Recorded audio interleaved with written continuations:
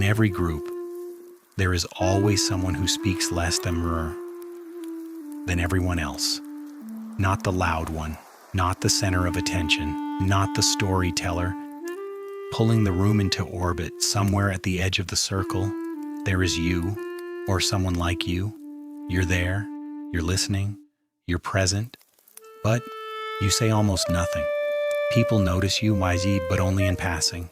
They might think you're shy, or you're not confident, or worse, you're judging us. Silence in groups is almost always misunderstood. We live in a culture that equates visibility with value, volume with power, and constant talking with social health. So when you choose not to speak, people rush to fill that gap with stories about you. Introvert, awkward, social anxiety. Sometimes they're partly right, but often they're not.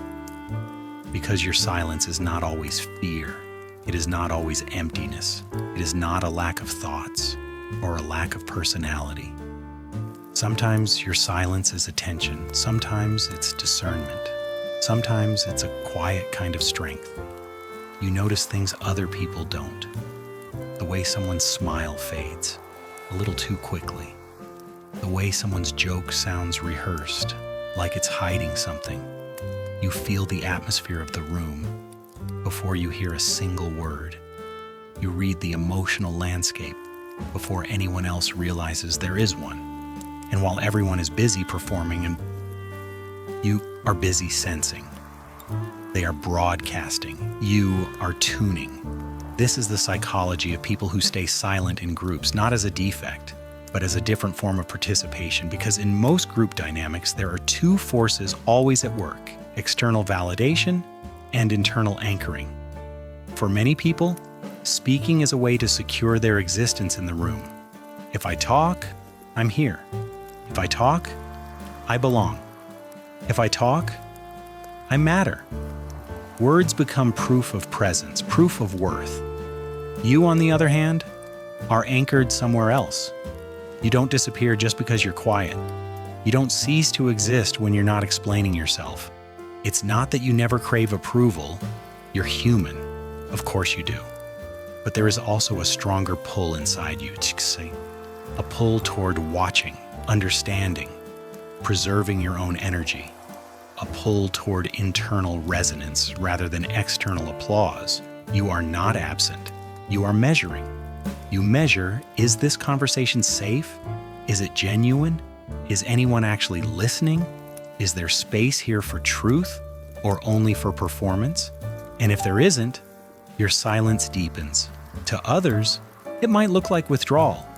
To you, it's protection. You treat your inner world as something almost sacred, not holy in a religious sense, but sacred in the sense of being private, intimate, not meant for casual consumption. Your thoughts are not content. They're not small talk. They are a garden. You tend quietly as not a marketplace you display, so you stay silent. Not because you have nothing to offer, but because you are careful about where you plant your seeds. Privacy for you is not secrecy. It is not avoidance. It is a form of self-respect. But this silence didn't come from nowhere. It comes from three different archetypes. The first is the child. Maybe you grew up in a home where interruptions were punished, where your opinions were treated as noise. So little by little, you edited yourself down. The lesson was brutal. Words don't make you seen. They make you exposed.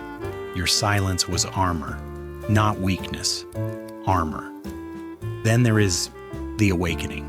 This is not about fear. It's about realization. One day you looked at the noise of the world and thought, I don't want to live like that. You didn't stop caring about people. You just stopped playing the game. And then there is the nature.